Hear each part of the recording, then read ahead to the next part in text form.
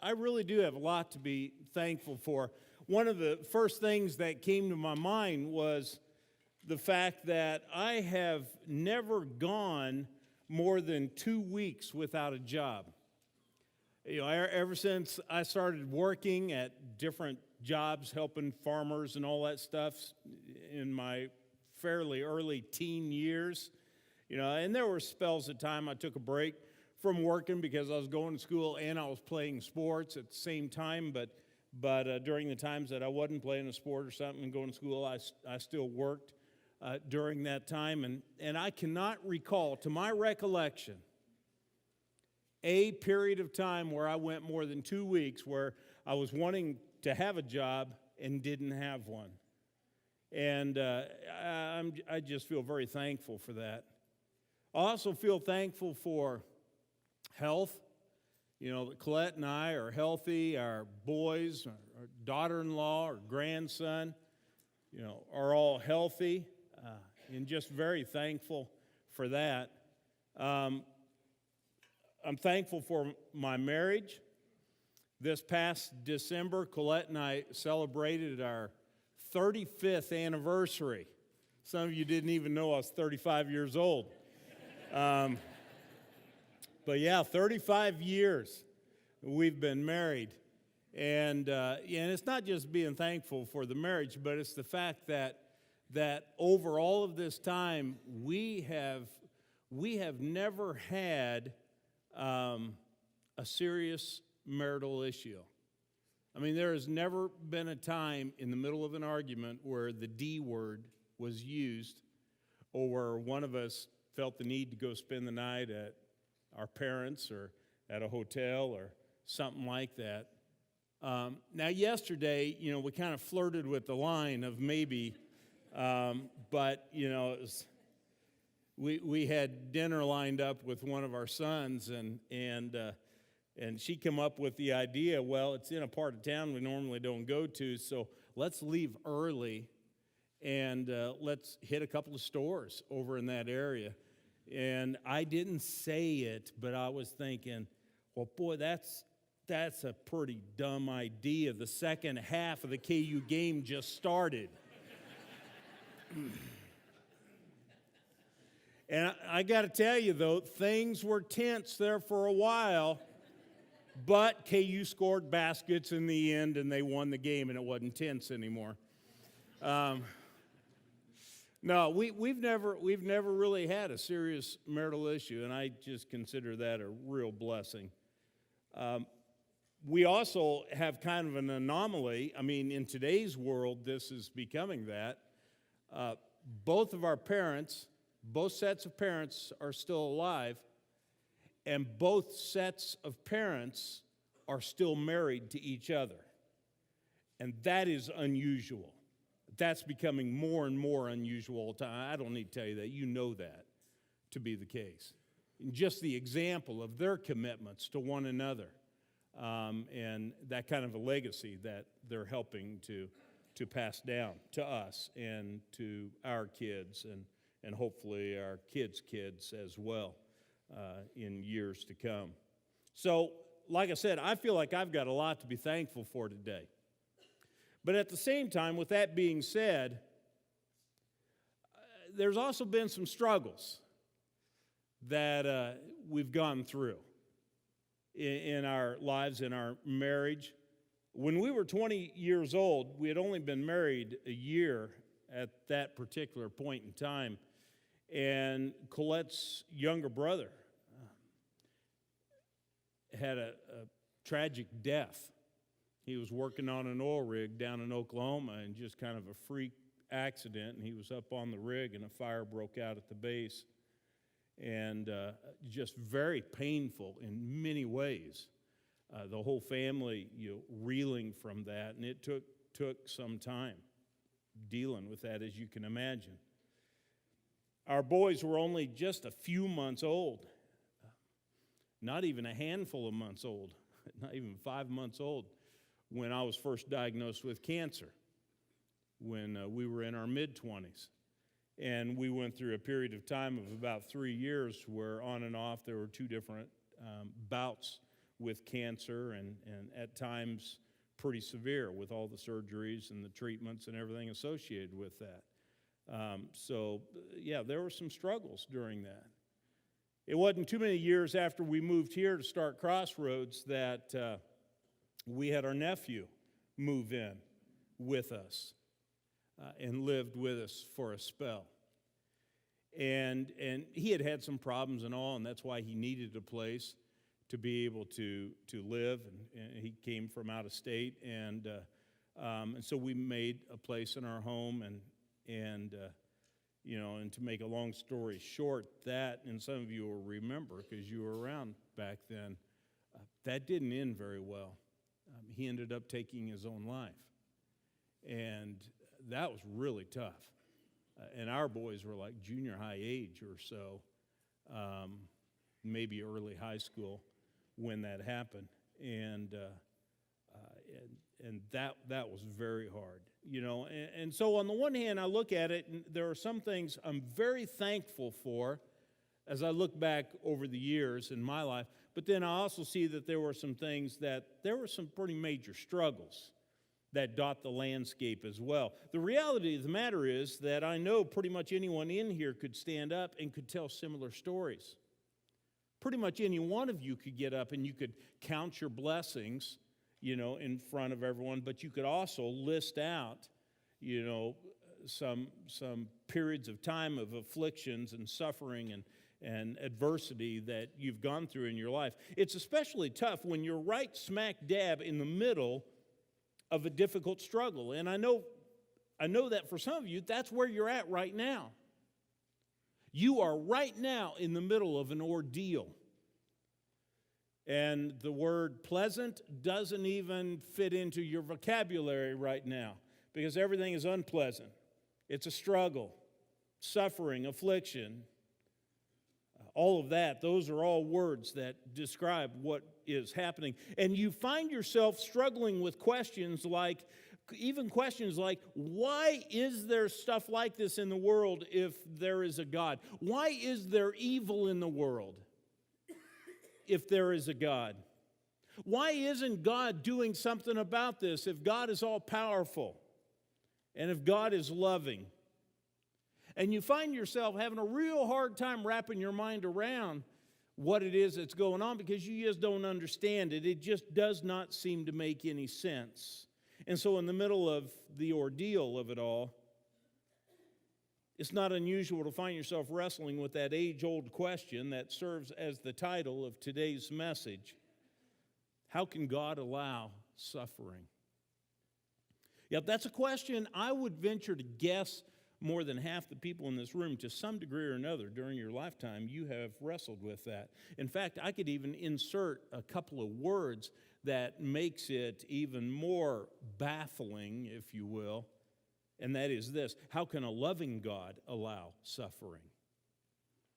And that's a question that does get asked a lot. I mean, if God is good and God is in control, why is the world that we live in the way that it is? Now, I want to make it very clear and up front in the message that I certainly don't claim to be the person that's got the answers to this subject. And as hard as I studied this week to try to come up with the answers, I didn't feel like I came up with conclusive answers. And it's not like this is the first time I've tried to study on this subject as well. In fact, if I could borrow some words from the Apostle Paul, these would be the words I would borrow that I would want to use to preface everything I'm going to say in today's message. It's found in 1 Corinthians chapter 13, verse 12, where Paul says, "What we see now is like a dim image in a mirror. Then we shall see face to face. What I know now is only partial. Then it will be complete. As complete as God's knowledge of me." And what Paul was talking about there is that, as he looks at certain things in his life, he realizes that all he has to function, all he has to work by is a dim image, and that's not going to become 20/20 clear until that day of glory comes about. And so right now, his knowledge that he's operating with, in some respects, is a partial knowledge. But there will come a day when that knowledge will be complete. And that's kind of the way I feel approaching this subject. You know, that I'm going to talk about some things, but I'm operating off of partial knowledge in this, kind of a blurry vision of understanding. It's interesting how various world religions handle this particular topic. 2 Sundays ago, I talked a decent amount about other world religions. Last Sunday, I referenced them a little bit. Let me reference them again here today because I find this of particular interest. When you're talking about the subject of suffering, how do other religions in the world handle this? Well, for example, and I'm just talking about the main ones, Hinduism. The way they handle the whole discussion of suffering is they just simply see it as that you're reaping the consequences of your actions. It's karma. Whether it be your actions previously in this life or it be a previous life, because they believe as a part of their doctrine, they believe in reincarnation. And reincarnation, what you end up being your next life, is dependent on how you lived your last life. And so that's basically their way they look at suffering, is that it's what you deserve. Whatever it is you're going through, this is what you deserve based on what you've done before. Buddhism, how do they handle the whole subject of suffering? Well, to put it very succinctly, they see suffering as an illusion. And part of what you need to do through meditation and all of this kind of stuff is you need to kind of get out of that illusion that everyone seems to be living in. And that's what you're working toward, is to get out of the illusion. Islam, how do they handle the subject of suffering? Well, basically, they believe that all events are determined by the finger of Allah, their God. He is the cause of all causes. That's what they believe and teach. They also teach that he is unknowable and unquestionable. And so part of what their feeling would be about me even saying, well, how do you deal with suffering, or how does a Muslim, you know, when they get to that point in time, they start asking these hard questions like, God, how can you allow suffering in my life and stuff like that? Basically, what they would tell you is that by asking that question, you're demonstrating a refusal to submit to Allah. And that's a grievous thing. You don't even ask that question. In Arabic, the word Islam literally means submit or submission. And that's what so much of their religion is about. It's about submission. So you don't even ask questions like that. And if you do ask them, you're stepping over the line. And that's not a good thing. But when it comes to Christianity, it's different. Yeah, because none of the three of those other world religions and the way they approach things, none of that really fits or serves as a good answer for us and what we have to work with. So let's talk a little bit about suffering. And the first thing I want to do is I just want to share with you some examples. Numerous examples are found in the Bible, and I'm going to give you a few of the obvious ones. These were the first ones that popped into my mind. They're not the only ones, though, that are recorded in Scripture. And I'm really not going to elaborate on them a great deal, because I'm not going to be pulling a bunch of lessons out of these stories or anything. But it's just to refresh your memory a little bit that suffering, when you're reading in the Bible, suffering, yeah, it's a topic that comes up. And you see examples of other people that go through it. One of the most obvious examples of anybody in the Bible that went through suffering was a fellow in the Old Testament by the name of Job. You know, we can't help but think of Job, because the whole account of Job and what he went through and all this stuff, it involved suffering. Yet the way the story of Job starts off in chapter 1, verse 1 of the book that bears his name, says this. It says, in the land of Uz there lived a man whose name was Job. This man was blameless and upright. He feared God and shunned evil. This was a good man. And no one would have argued with that. Anybody, any of the townsfolk back in those days, they all respected and looked up to Job. In fact, there was some statement made in Job about every time he opened his mouth, people would quiet and listen. They'd quiet down and listen because they knew this was a guy you wanted to listen to. Job had that kind of respect, or at least he did initially, before things started playing out. He was a righteous man. He was a good man. He was also a very successful man. Because as far as his ranch, his livestock, his crops, and his family, and all of that stuff, it was almost like everything he touched turned to gold. But then that changed.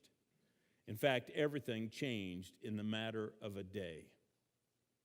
Yeah, he ends up finding out that all the crops are lost.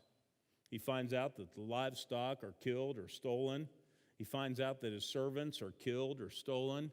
He even then gets news that his kids have all died in a tragic accident when they were all gathered together under one roof. Not too long after that, he ends up becoming deathly ill himself. Yeah, with a lot of pain involved with that. Yeah, basically all this stuff that he had working so well for him, he ends up just in a matter of a 24-hour time period, at least from all appearances of what you read in Job chapters 1 and 2. In a very short time frame, he loses it all, and he goes through some major suffering in his life. A few of his friends gather around and try to console him a little bit, but these are friends like with quotation marks around the word friends, because basically they end up trying to cook up an explanation that he had brought all this upon himself and that God was simply punishing him, and that's why all of this was happening. That's not true, because we're told the fuller story. And we know that's not true, but yet this is what his friends are trying to convince him of, that, hey, you've got something going on in your life. We may not know what it is, but God knows, and that's why all this bad stuff is happening to you in your life. An interesting thing in the story of Job is, even though it's like 40-some chapters long, when you read all the way through it, you end up walking away with the understanding that nowhere along the line was there an explanation given to Job as to why what was happening was happening. Nowhere is there an explanation given. Now, we have the explanation because we can read Job's chapters 1 and 2, and that's where the whole inside story is basically unfolding. But that was unbeknownst to Job. And so Job went through this whole ordeal, and he ends up coming out the other end, and he's restored to health and all of this kind of stuff. You know, good starts happening again in his life. But he goes through that whole ordeal, and nowhere in all of that is there ever an answer to any question as to why it had happened. Yeah, it's a major story about suffering. Or I think about another story, and this is something where Paul gives us a little bit of insight in the New Testament. And there was more than once that Paul went through some hardships in his life. But the one that I'm in particular making reference to is that one that he refers to as being a thorn in the flesh. It's found in 2 Corinthians chapter 12, and verses 7 and 8 in particular. I'll put on the screen. He says, and this is all based on some visions that he had received earlier, and then he says, a thorn in the flesh was given to me, a messenger of Satan to torment me, so I would not exalt myself. Concerning this, I pleaded with the Lord 3 times to take it away from me. Now, we're not told in the Bible what this thorn in the flesh was. We don't know. Was it some kind of a physical ailment? Did it have something to do with some kind of an emotional ailment, or what? We don't know. He just doesn't tell us, but we can clearly see the word torment is being used in the mix of explaining it. And of course, using the very word thorn, being a thorn in the flesh. This was something that was very unpleasant, though we aren't given any details. Paul clearly saw it as being something that was hindering his effectiveness. He felt like it was getting in the way of his ministry and what he felt he needed to accomplish for the Lord. And so he called upon God not just once, not just twice, multiple times, asking God to relieve him of this thorn in the flesh, to remove it. But God chose to leave it there. God chose not to take it away. And there's some explanation given, though, on this story as to why God said, God goes on and says, my grace is sufficient. And Paul's like, well, for when I'm weak, that's when I'm strong. So he started connecting some dots there. But still, it is a story of suffering. Another story of suffering that comes to my mind involves a prophet of old, a guy by the name of Elisha. Not Elijah, but this is Elisha. And as the text tells us, Elisha received a double portion of Elijah's spirit. And that basically meant that he was able to do some pretty incredible things during his ministry as a prophet. There were several miracles he performed. And even unusual miracles, like this one particular time, some guy was borrowing an axe, and the axe head flew off of the handle and fell in the water and sunk, and, it kind of distressed him because he was borrowing the axe. And Elisha, creates this miracle that enables the axe head to float in the water so they can see exactly where it is and retrieve it. Now, that's really an unusual miracle. But nonetheless, it is a miracle. And Elisha was front and center in bringing that to pass. But it was far from the only miracle. Elisha was able to help a Syrian general who had leprosy and to heal him of that. But probably the greatest miracle of all that Elisha is associated with is when he took this woman's boy who had died and raised him back to life again. We're talking some pretty serious miracles when you start raising people back to life again. So Elisha had that as all a part of him functioning as a prophet. And I bring that to light because of this one verse that, to me, I find very interesting, and it has to do with how Elisha's life ended. We know how Elijah's life ended. He didn't die. Remember, he's one of the two people in the Bible didn't die. He went in a flaming chariot of fire and went to heaven. But Elisha actually died, and here's the verse that tells us about it. 2 Kings 13, verse 14. Says, when Elisha became sick with the illness of which he was to die, Joash, the king of Israel, came down to him and wept over him. Elisha became sick with the illness of which he was to die. Remember, this is the guy who healed leprosy. This is the guy who raised a boy back to life again. But yet he's a guy that contracted something.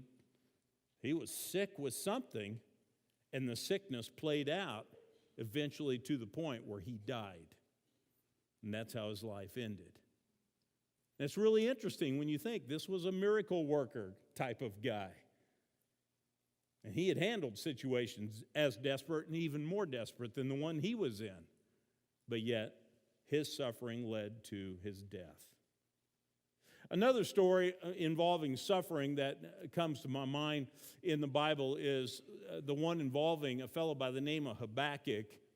Habakkuk is a prophet of old. We refer to him as being a minor prophet, and that's primarily just because his writing is so small. But unless you're intentionally looking for it and basically know where it is found in the Old Testament, even thumbing through the Old Testament, there is a great likelihood you'll go right past it because it's only 3 little chapters long, short chapters, the book of Habakkuk.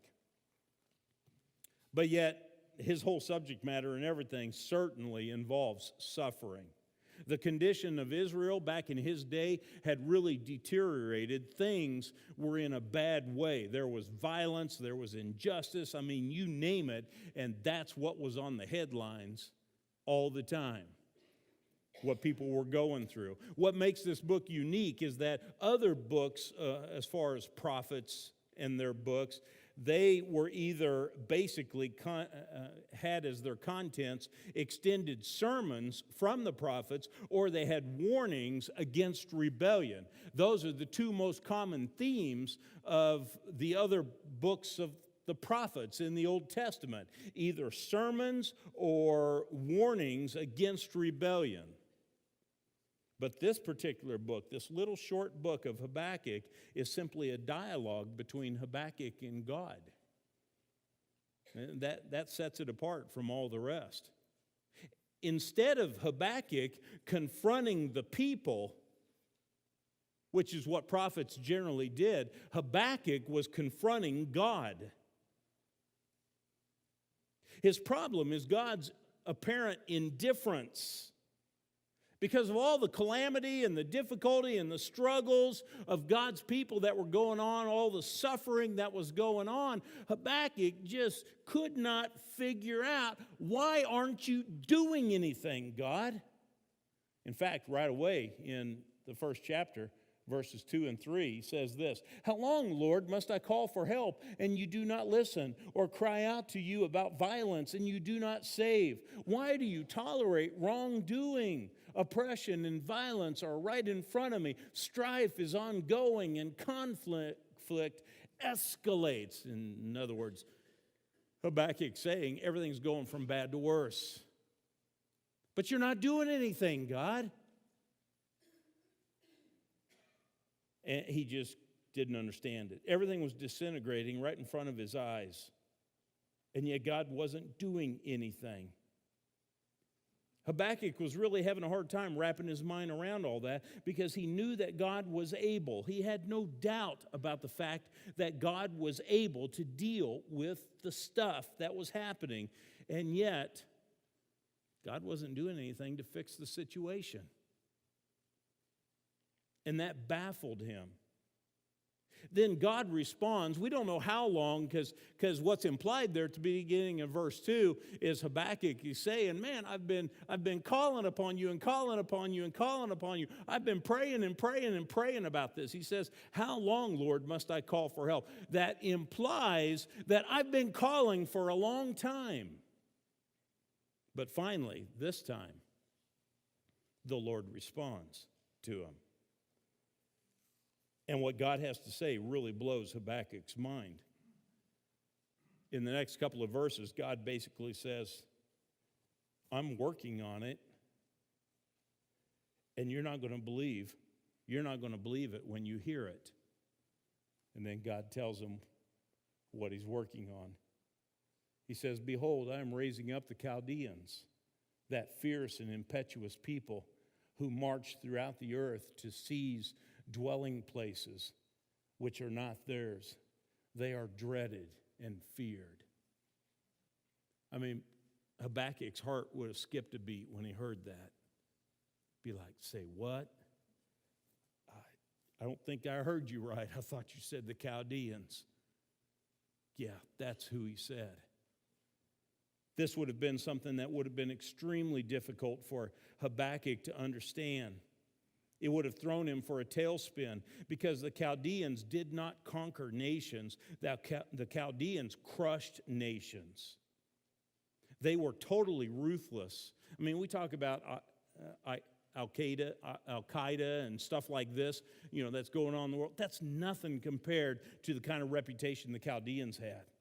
I mean, they were even known that when they would take people, they would skin people alive. That was kind of standard operating procedure. These people were ruthless, and everybody knew about it. And now God's saying, I hear you calling for help, Habakkuk, and I just want you to know I'm raising up the Chaldeans. They're coming. And that would have been something that Habakkuk would have just been, it would have knocked the wind out of him. There's still 2.5 more chapters associated with it, so there's a whole series, a whole message, and I might get into that in an upcoming series that we're going to be dealing with. But But right now I'm just illustrating that the subject of suffering is pretty obviously found in the pages of the Bible, both Old Testament and New Testament.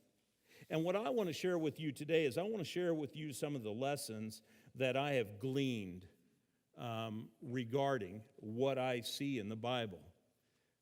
As I was working on that this week, I eventually got up to a list of 10 things, and I wasn't done yet. And then I realized that I really need to trim this back. So I started consolidating the points, and I left a couple out. And so this certainly isn't exhaustive. But I would say that these are probably 4, in my mind, and remember, I'm looking at things dimly. I'm working with a partial knowledge, regarding this serious subject. But I would say that these 4 things that we're going to talk about right now, these 4 lessons regarding suffering, to me are some of the most prominent lessons, some of the most important lessons that you glean from Scripture, okay? So, what are some of the lessons worth our time to consider today? Number one, God is not the creator of evil and suffering. We need to start with this one.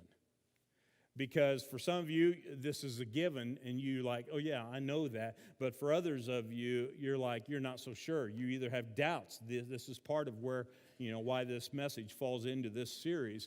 You're trying to deal with doubts because sometimes you think God is the one who causes, who brings to pass, who initiates and creates the different kinds of ordeals that we find ourselves struggling through. Well, the first thing I want to point out today is that God is not the creator of evil and suffering.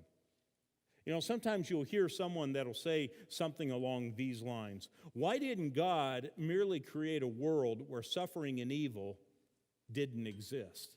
Have you ever heard someone make a statement like that before? I have. Why didn't God merely create a world where suffering and evil did not exist?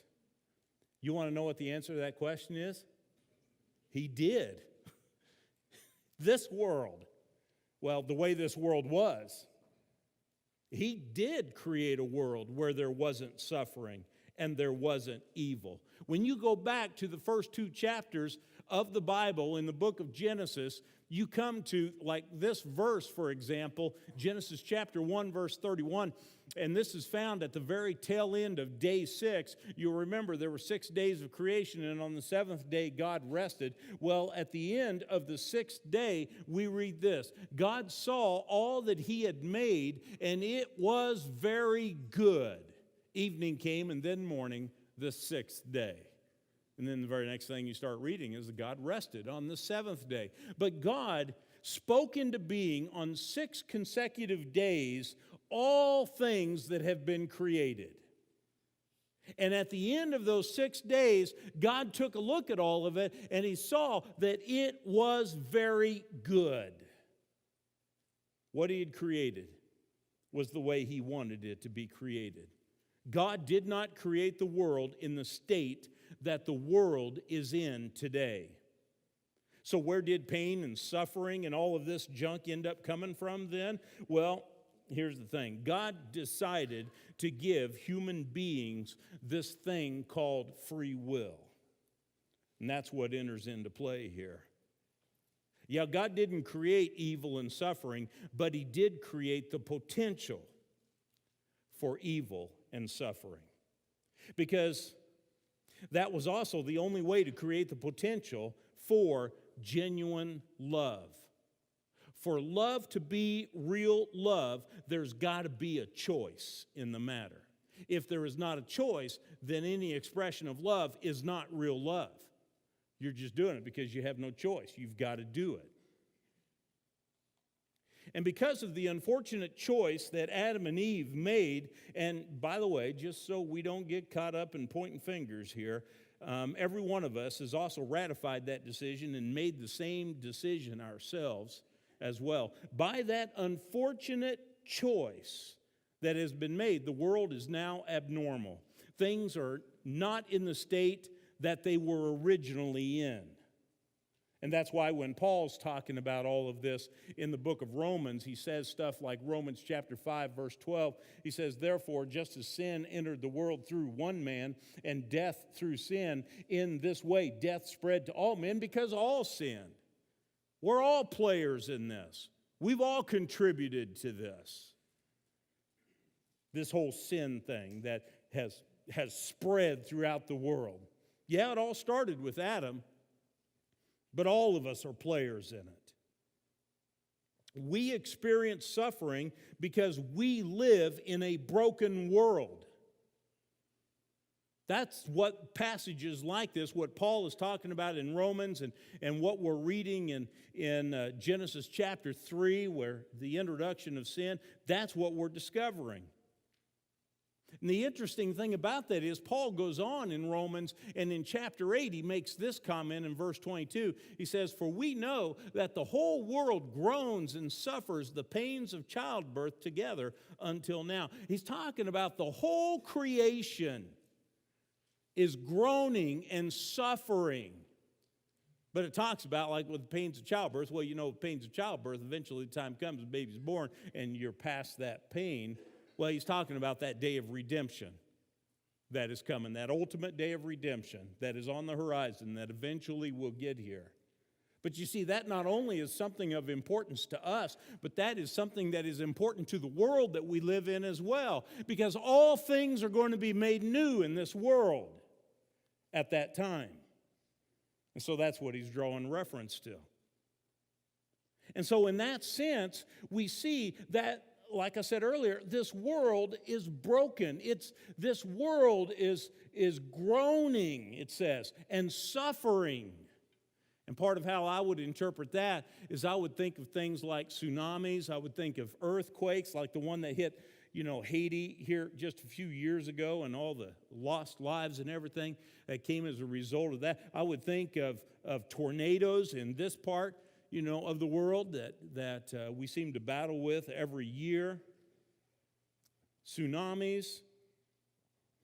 Yeah, I don't think that kind of stuff was a part of God's original creation. I think all of that came into play after sin, after Adam and Eve, and eventually all of us made the poor choices that we made. Yeah, but couldn't God have made us so that we couldn't have sinned? Yeah, he could have. But remember, had he had done that, we would no longer be human. Had God created us in a way where we couldn't sin, then we would be robotic. We would be mechanical. Colette and I didn't raise any girls, and our grandchild is a boy, and so it's been a long time since I've been around the kind of toys and stuff that little girls have. But I remember something my sisters had, and someone from upstairs was trying to tell me the name of this toy. Chatty something or other. This little doll where you pull a string, and the doll would say something. I know they used to have those. I'm assuming they still have those. Well, basically, that's what we're talking about here. If God had created us in such a way that we couldn't sin, then we would kind of be like that doll, where God could pull the string and we would say, I love you, God. And he'd pull the string again and would say, I love you, God. Or maybe even say it as a song or sing it, I love you, God. But the reason that we'd be saying it is because we had been programmed to do it. We had been prompted to do it, and we didn't have any choice but to do it, to say that. That's what we would have, and then that's really not love. For love to be love, it has to be voluntary. But that means that there has to be an option. And that was a risk that God was willing to take, was to give that option. So if we're going to understand this whole subject of suffering, that's one of the things that we need to wrap our minds around, is that God is not the creator of evil and suffering. Another lesson that I get from the Scripture, and even from a couple of the stories I referenced earlier, and that is this: the devil certainly plays a role in all of this.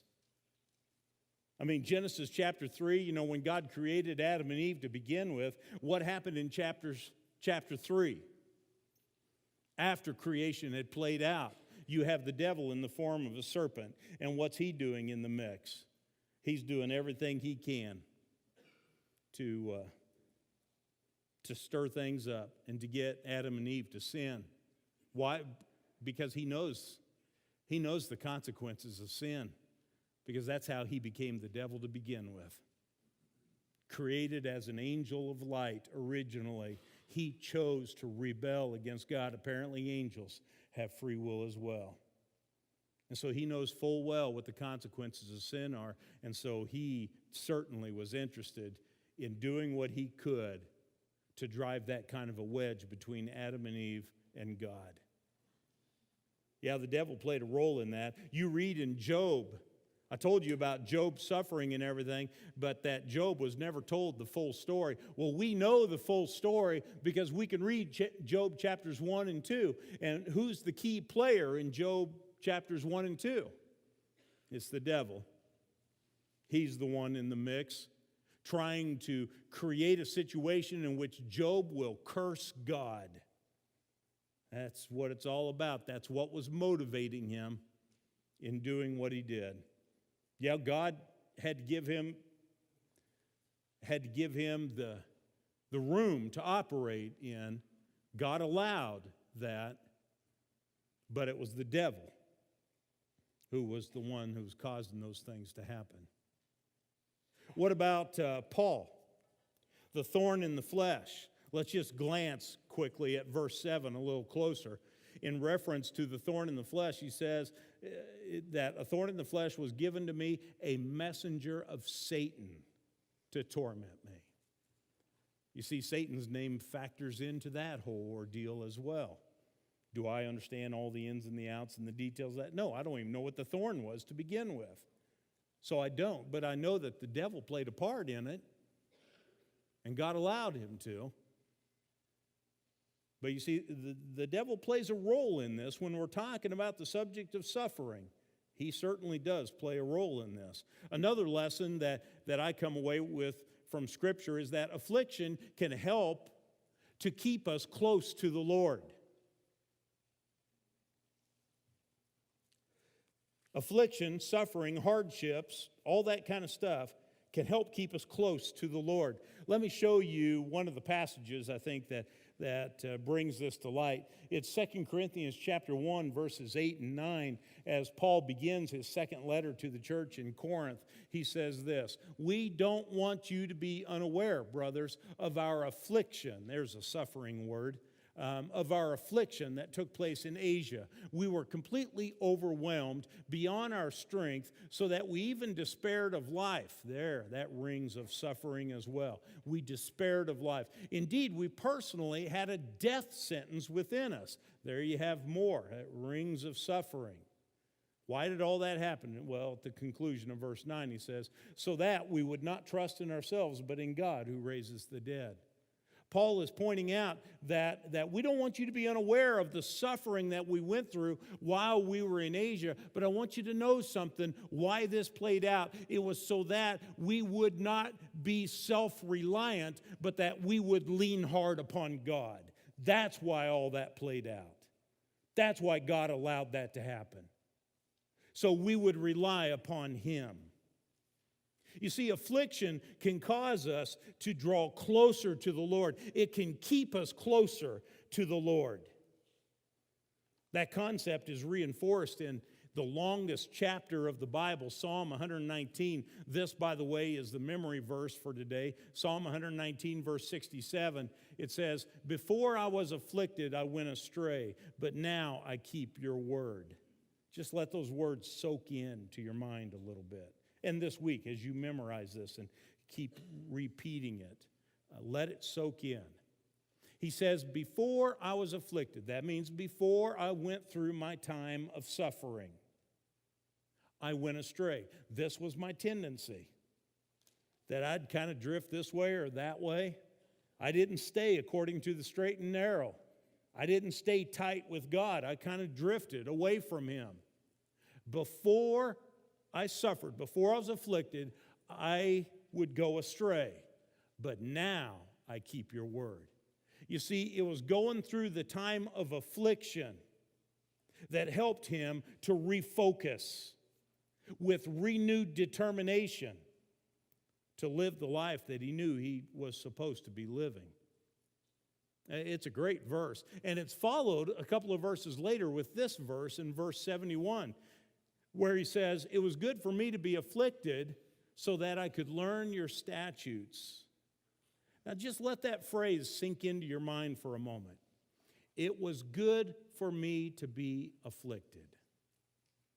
He's going on record and saying, it was good for me to suffer. You ever said that before? It was good for me to go through that real trying time in my life.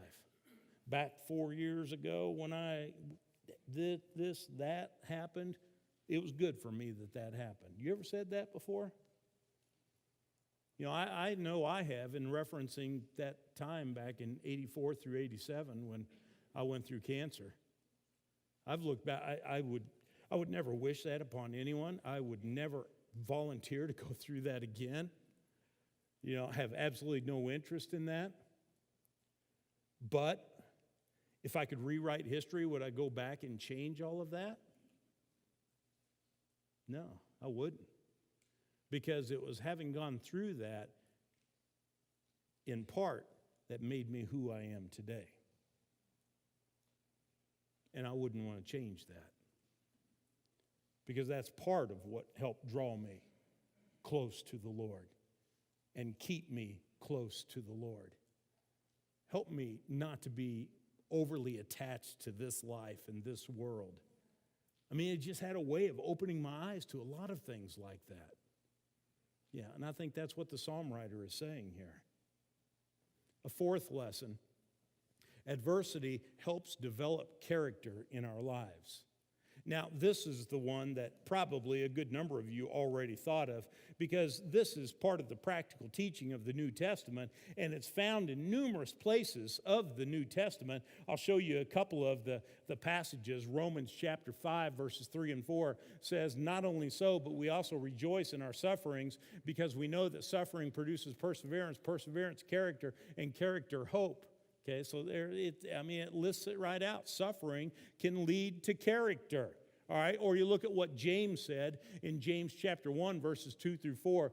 "Consider it pure joy, my brothers, whenever you face trials, hardships, adversities," use whatever word you want there, "of many kinds, because you know that the testing of your faith develops perseverance. Perseverance must finish its work so that you may be mature and complete, not lacking anything." You see, what James and Paul both are teaching is that when we go through adversity and hardships and trials in our life, it has a way of helping to mature us, helping us to be more Christ-like.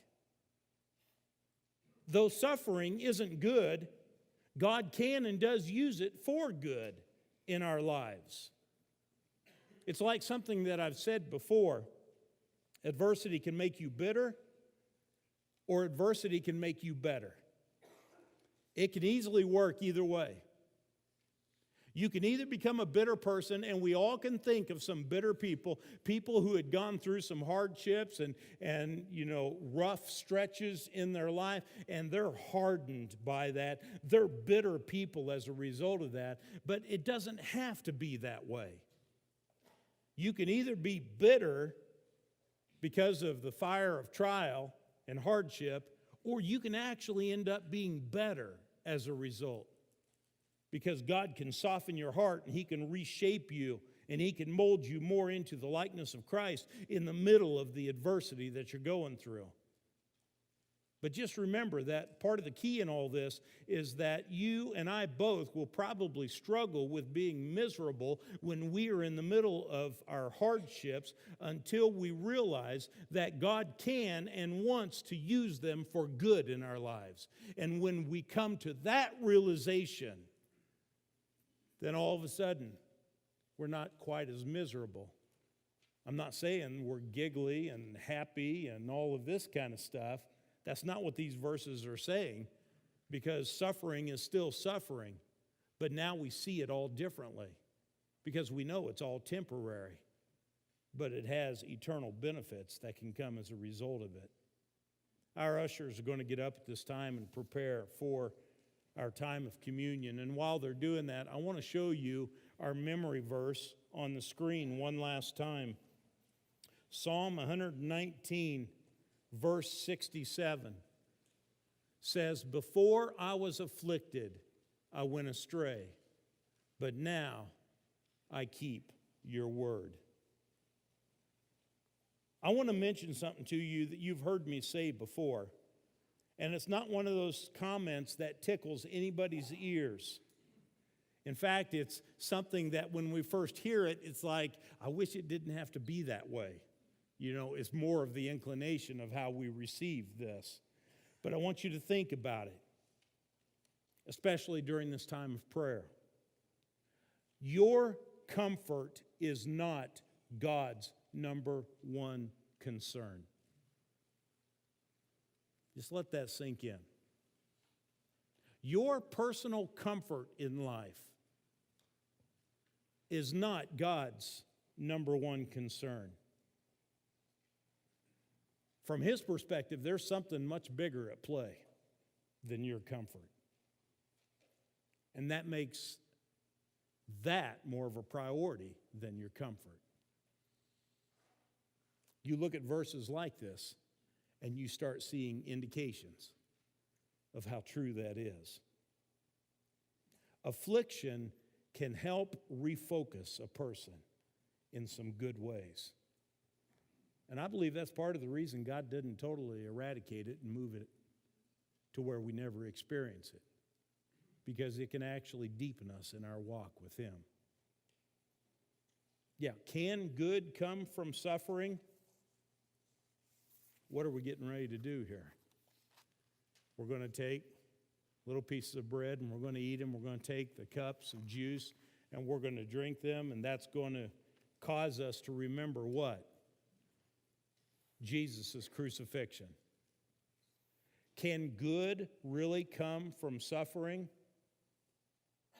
Yeah. We would have no salvation without it.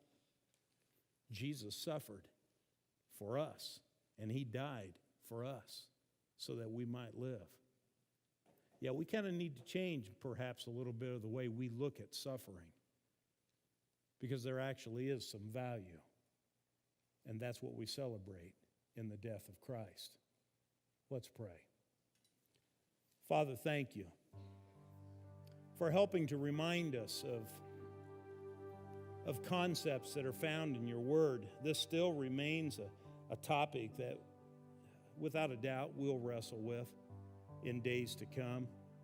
But I'm thankful for every little bit of insight that we can receive that helps us to appreciate a little more your heart and what you're trying to accomplish in our lives.